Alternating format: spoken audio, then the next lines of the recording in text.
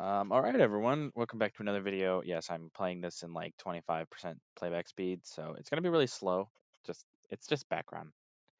I don't know what would be interesting. If anyone has any suggestions of what I should have in the background when I'm uh, doing these videos, let me know, and I will really take that suggestion into heart. But welcome to my episode 3 of Echo Review. Yeah. So I've been a little bit more critical of this show, obviously, if anyone's watched the previous episodes. Um, Episode 3, I would say it's my favorite episode, honestly, so far.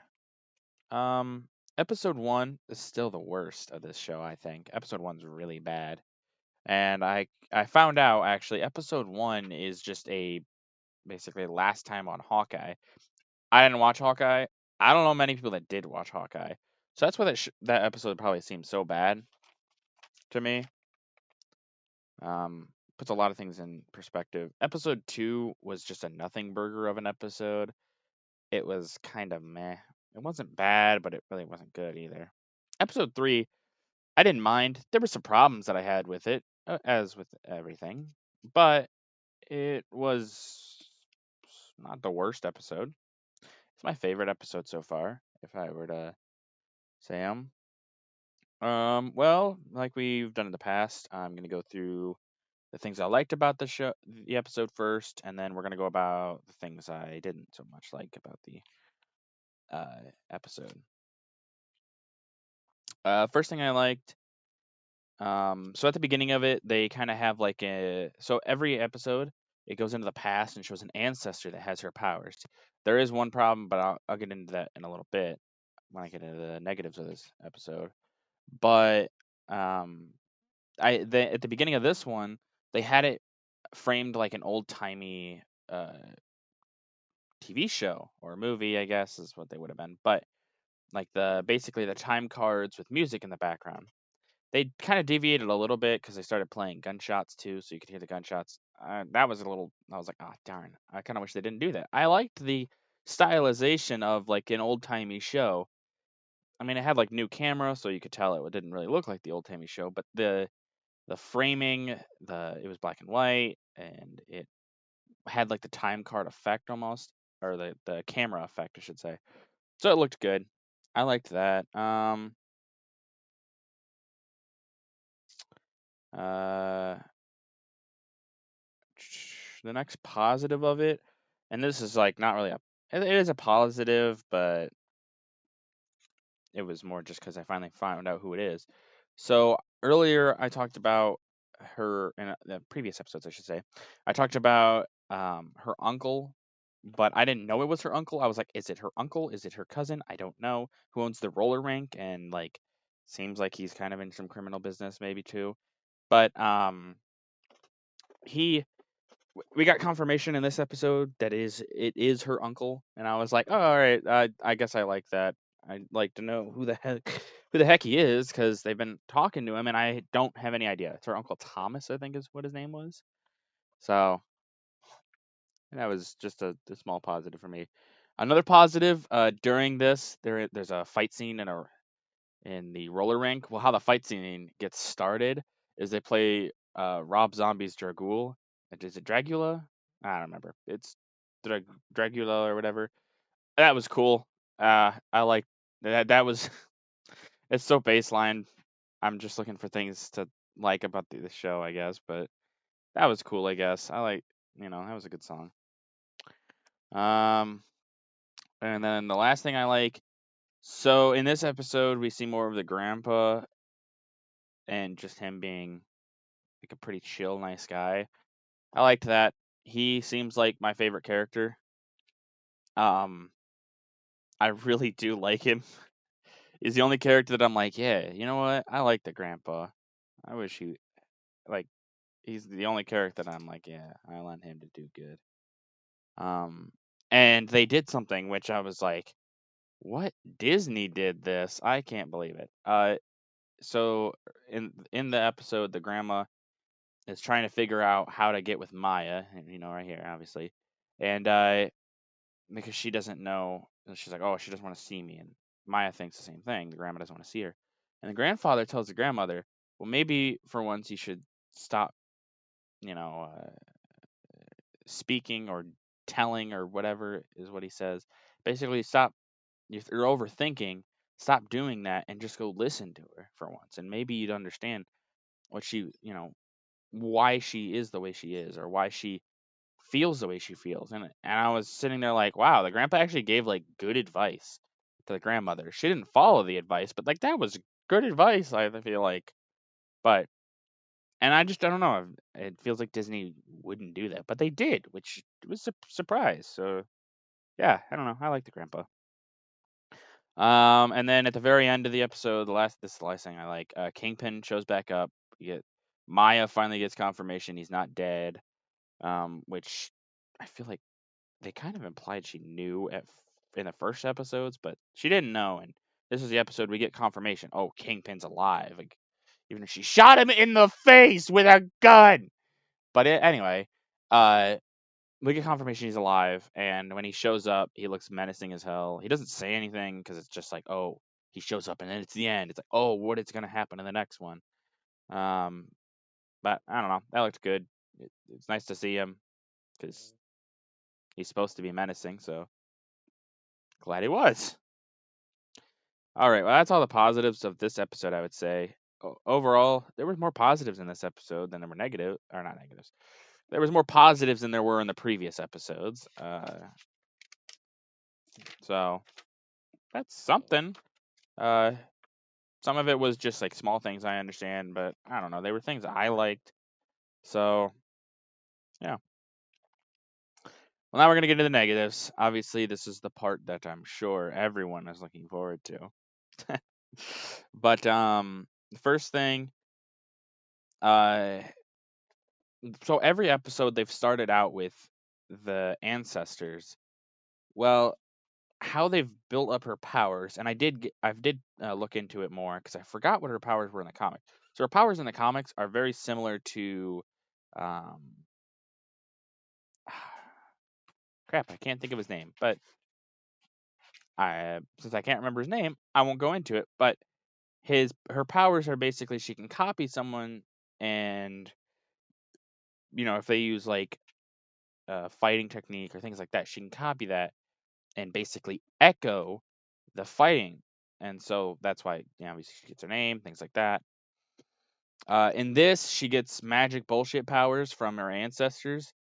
And so what it kind of seems like is all the ancestors were good at something, and now she can use their abilities, I guess. So it's an echo to the past. So haha, here that's her name, Echo. But that kind of sucks, honestly. And also, that kind of sucks because the powers in the comics are more interesting. Because that means that, like, oh, hey, she could copy her target. And so, like, the hardest thing, if you've ever actually played video games, the hardest thing is always to fight yourself. So, I don't know. I think the change of the powers was dumb. They said the powers in the comics were lame. And I think that's a lame answer to that. But yeah. So like her ancestors are more important than she is because she's not contributing any of her own skill. It's her ancestors' skill. It's what it feels like. And then the next thing, so all of the ancestors that have powers that they have shown so far have all been women, which, women having power isn't the bad thing, but like, is that the only people that ever got the power? Because if that's the case, that seems kind of weird. Like, why does this power only choose women, or why? I don't know. It just seems weird. Like the fact that it's only ever women that it shows in the past, it doesn't make any sense.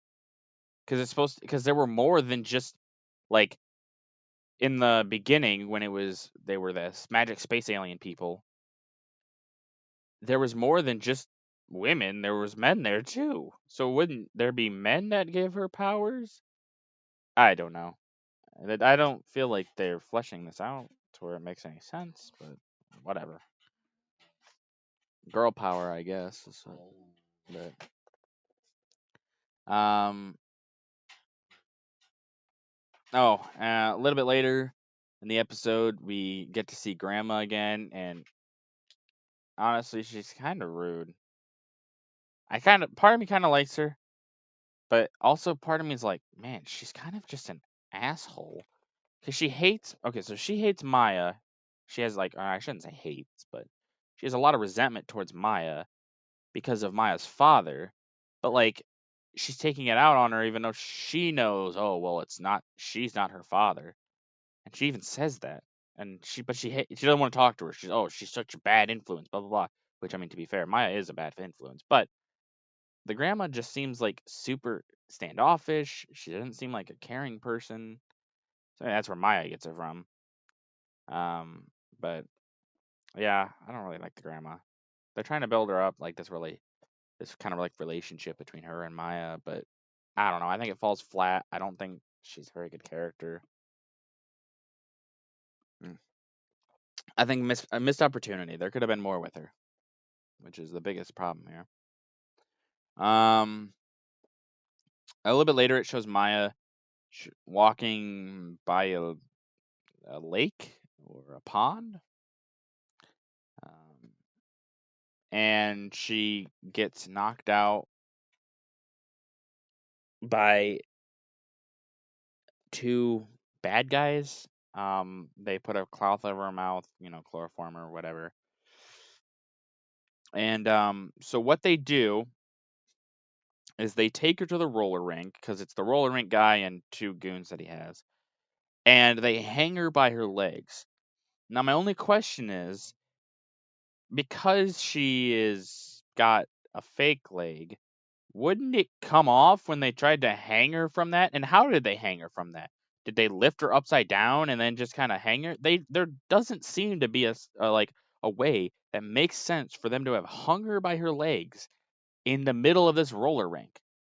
It is so bizarre.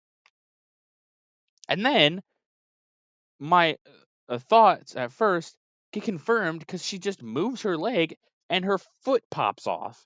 So, like, wouldn't that have just done that while she was sitting there hanging from her legs?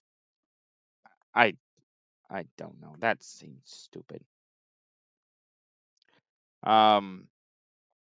And like I said, why did they take her to the roller rink? Okay, so the roller rink guy takes her to the roller rink to hide her. But why would he do that? That makes no sense. Why would he take her to a place that is a public space? Sure, it's later at night, I guess, that she's hung up. And he also kidnaps the uncle that owns the roller rink. But, like, it's still, like, a public place. Why would you kidnap her and take her there? It was dumb. It was a dumb line of thinking. And then while they're sitting there, the cousin that I said that she has like a weird sexual tension, which that doesn't, it's not gone from this episode. It really does feel like they're trying to build them up as lovers, not family. They feel more like lovers. It's just that's the feeling I get from like the chemistry between them and things like that. They feel like lovers, not like friends and cousins. It's really weird. But anyway, cousin Bonnie, it's her name, gets kidnapped because she shows up to the roller rink. Like I said, why would they take her to the roller rink? But she goes to the roller rink to talk to her uncle about Maya, and then she gets kidnapped because she goes in the back way because she can't get in the front because no one's answering. And the uncle is tied up, so the roller rink shoe guy, that's what I'm gonna call him. I don't know his name. I don't really care because I don't think ever say. But he unties the uncle for a second and is like basically threatens him, and he talks to Bonnie after she comes in the back way into the building, and he's like, yeah, it's fine, whatever, and he's signing to her, and like his hand is freaking out, and I would just wonder why wouldn't the guy It threatened him, be like, "What are you doing with your hand? Why are you doing that?" It's really weird. But then he tells Bonnie in sign language to leave, and it's like, oh, that's neat. So Bonnie goes out. First thing she does, she's like, dispatch. There's blah blah blah. But right as before she can get off with that, she gets kidnapped by the people and taken also into the uh, roller rink area, and puts her in the same room as Maya. So then those two finally get back together and they meet and they're talking, and yeah, Bonnie's upset with her.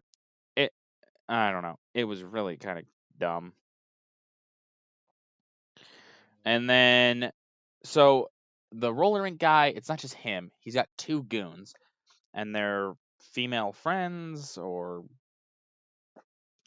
people that he just knows, I guess. I don't know. But they're both really stupid, especially the one. The one is like a heavier set chick, and the other one is like a skinnier kind of. She's kind of crazy, honestly. One. And the heavier set one, they make her like the most dumb redneck hick ever.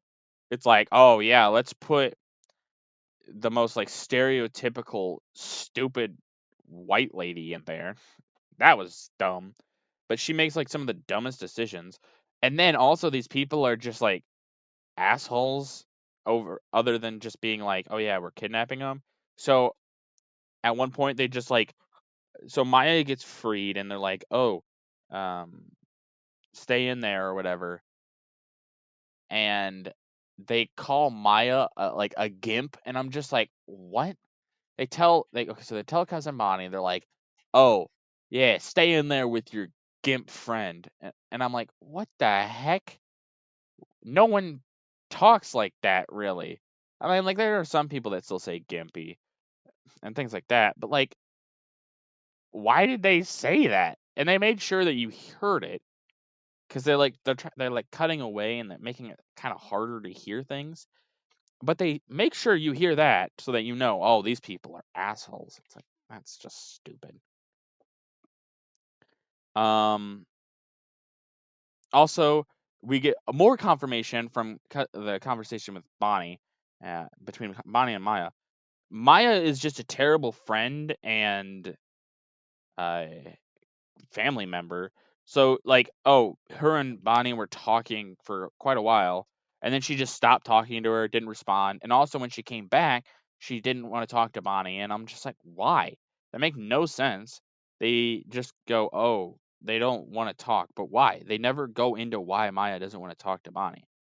They just say, oh yeah, no, we don't want. They don't want to talk. It's just dumb. Oh yeah, then the dumb hick lady that they have, she's guarding Bonnie while the roller rink guy and the crazier chick go and talk to the Kingpin's men who are coming to uh collect Maya or kill her, whichever. And but anyway, the the dumb redneck chick is listening to somebody called uh Militia Mommy's YouTube channel, and it is like the goofiest sounding channel. They're talking about defending yourself, but like it sounds really goofy. Like they they don't like go into actual anything. They're just like super vague on everything. But they made sure to get the YouTuber special in there, which is smash the like button and subscribe. You got all that. They made sure they put that in there. That was actually kind of comical. I put it in my negatives, but like it was a little comical. But it was just like, what the heck do they think people are into? I don't know. It was goofy though. That's for sure. Um, then we have the scene with roller rink guy talking to the kingpins like uh, goon that shows up to collect, and there's like the leader goon and then like a bunch of the other goons. Uh, And during this uh, talking about it, the roller rink guy just looks like an absolute bitch the entire time. And like the girl he's with just like basically tells him, "Yeah, you're kind of pathetic." And I'm just like, "What the why are they making this guy seem like he's such an idiot?" He did have a plan and he kidnapped Maya with the help of with the help of the two girls because well, there's only one of him. But still they make him seem like such an idiot when they could have made him seem like, oh yeah, he's actually kind of like a competent guy. Like he's not like, Kingpin level, but he's competent. But no, they make him seem like such an idiot, and then all he talks about the entire time when the Kingpin guy shows up is the money that he wants. And that's all he talks about. And he just is like, "Oh yeah, where's the money? Where's the money? Let's go see the money. Can we go see the money?" That's all he says. And then the Kingpin guy shoots him in the fucking face. Or actually no, he didn't shoot him in the face. My bad. I was remembering because he he tells him like, "Oh, Maya basically escapes," and then the Kingpin guy hears it and like, "Oh, uh seems like blah blah blah, what's going on?" And the one girl, he tells the one girl to go see what's going on. She basically leaves. She bolts for it. Uh, they uh, they say, "Oh yeah, she ran out of the parking lot," and the dude's like, "I'll leave or whatever." And the other dude, like the roller rink guy, he's sitting there and he's like, yeah, I'll go check. We'll go check what's going on, blah blah blah." And the Kingpin guy goes, "No, you're not allowed to do that." Blah blah. And so then he's like, "Yeah, let's go out." The Once again, the roller rink guy asks, "Can we go out and see the money?" And the Kingpin guy's like, "Oh, he wants to go out, boys. All right, take him out." And the one of the goons, the lesser goons of Kingpin, is getting ready to pull out a gun, and Roller is like, "Oh no!" and goes to run over like the edge of the roller rink. So like if you've ever been to a roller rink, there's like walls that surround the actual uh, like skating rink or skating ring. Yeah, roller rink. I don't know. You know what I mean? The roller skating area. And he goes to jump over it and gets shot in the back twice and lands on a table and it's like bleeding out from his eyes.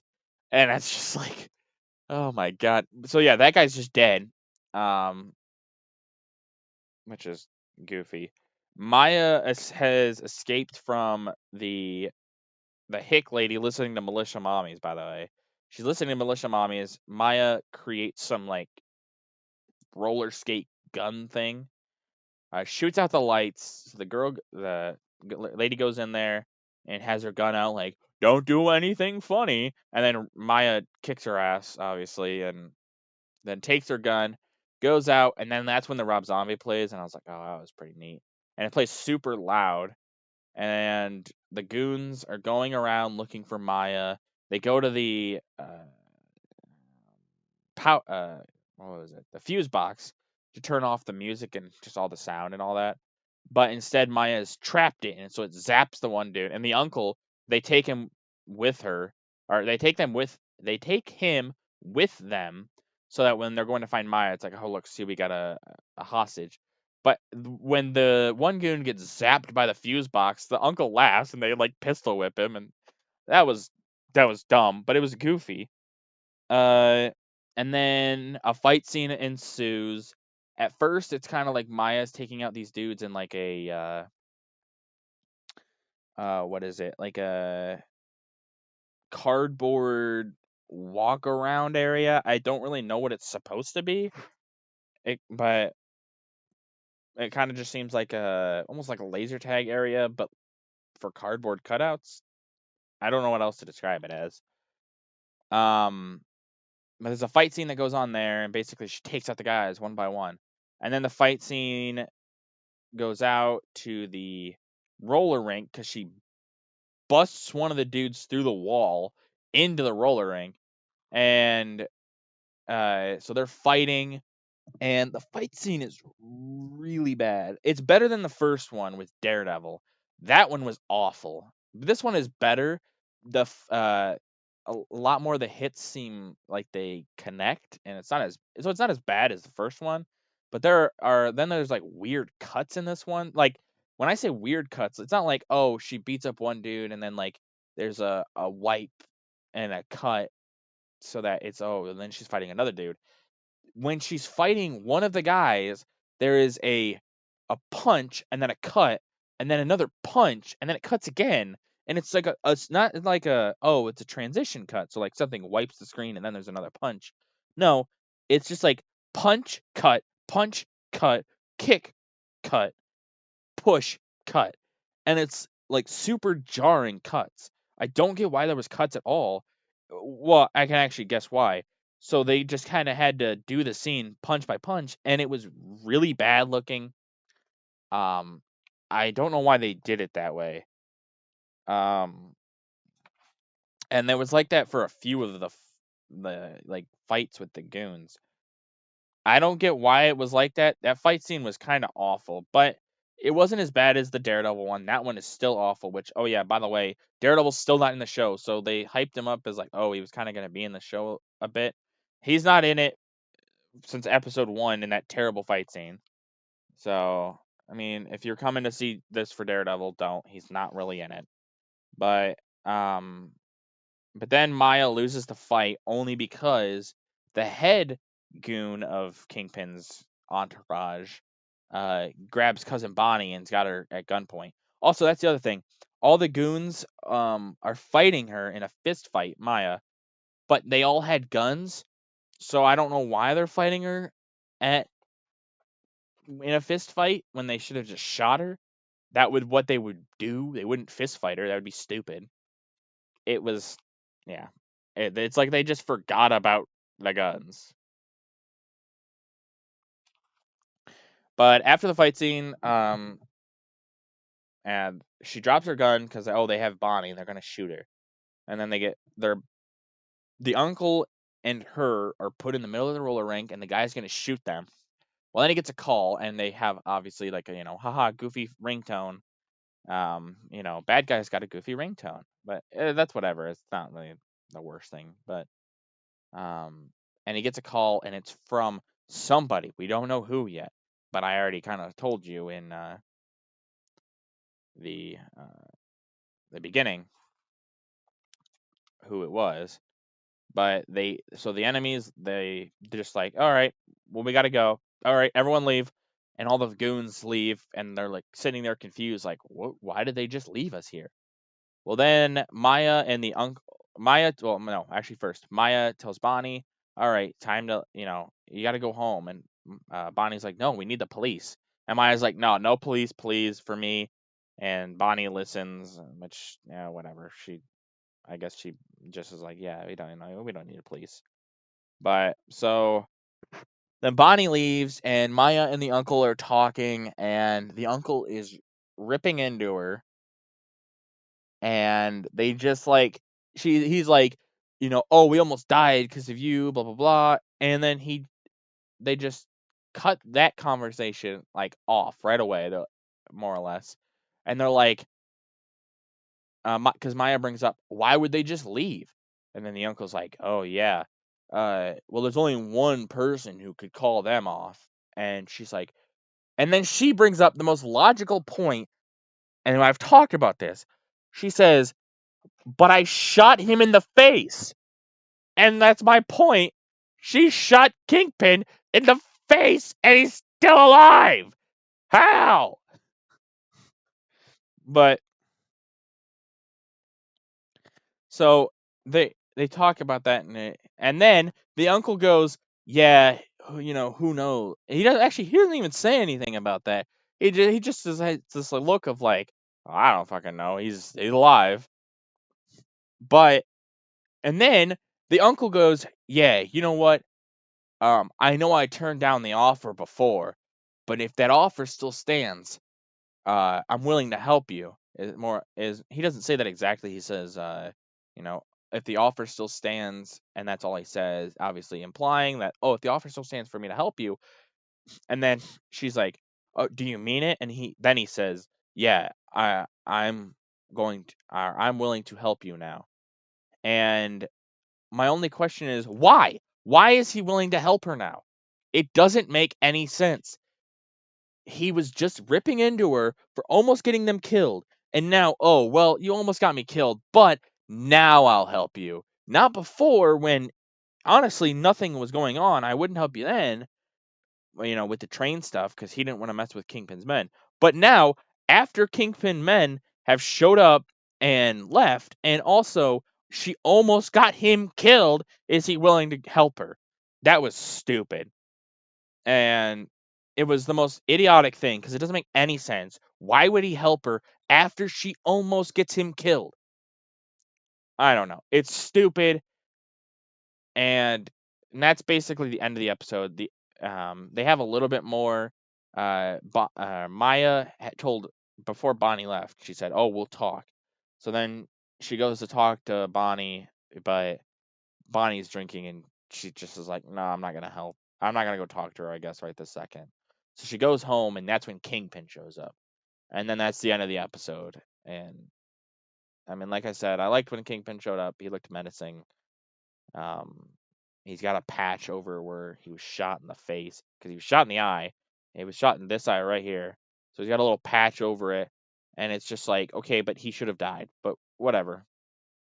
Um, but yeah, and then that's the end of the episode. And this episode, it was the better of the episodes, but man, there was some dumb shit in it. Um, I wasn't rating the episodes before, but I gave this one like a 5 out of 10. It was pretty not great, but it wasn't the worst. It was better than the previous episodes. It was pretty average. It wasn't like the best TV. It wasn't the worst TV. It was just pretty average. So, well, yeah, that's gonna do it for this review. If you guys have watched Echo, tell me what you think about it. Do you like it? Do you dislike it? I'm gonna say so far, don't really like it. I'm sure I've made that clear. It's not the worst show. There are some things in it that I'm like, okay, why are we doing this? But yeah, it's not the worst. Um, I've seen some people say this is the worst Marvel show so far. I don't think that.